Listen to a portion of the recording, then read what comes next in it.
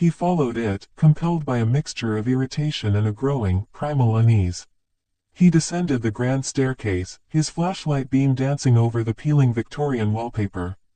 The scratching stopped at the heavy oak door of the basement. Arthur reached for the brass handle. It was ice cold, so cold it stung his palm. He turned it, the hinges groaning in protest. He shone the light down into the dark. The basement smelled intensely of turning earth, like a freshly dug grave. From the darkness below, a voice drifted up.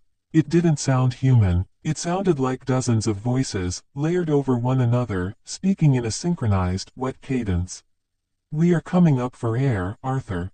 Arthur slammed the door, locking it with a trembling hand. He didn't sleep for the rest of the night. He sat in the kitchen, a mug of black coffee between his hands, staring at the basement door. He told himself it was the wind. He told himself it was a severe infestation of badgers or rats. He was a New Yorker. He dealt in numbers, logic, and hard facts. Ghosts didn't exist. Part 2, The Contamination. The next morning, Arthur desperately needed a distraction. He decided to walk the perimeter of the estate to clear his head. The English fog had rolled in, thick and suffocating, reducing visibility to a few yards.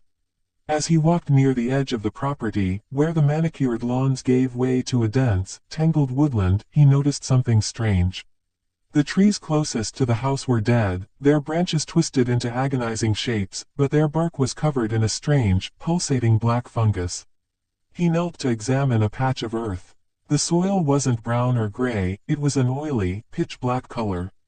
As he watched, a bubble of thick, dark liquid rose from the dirt and popped, releasing a foul odor that made him gag. It smelled of sulfur and decay. "I told you the soil was wrong." Quote. Arthur jumped, spinning around. Marcus, the Australian agent, was standing a few feet away, wrapped in a heavy waxed coat. He looked pale, his eyes bloodshot. "Jesus, Marcus, you scared the hell out of me," Arthur breathed, clutching his chest. "What are you doing here?" Quote. "I came to check on you," Marcus said, his voice flat, devoid of his usual warmth.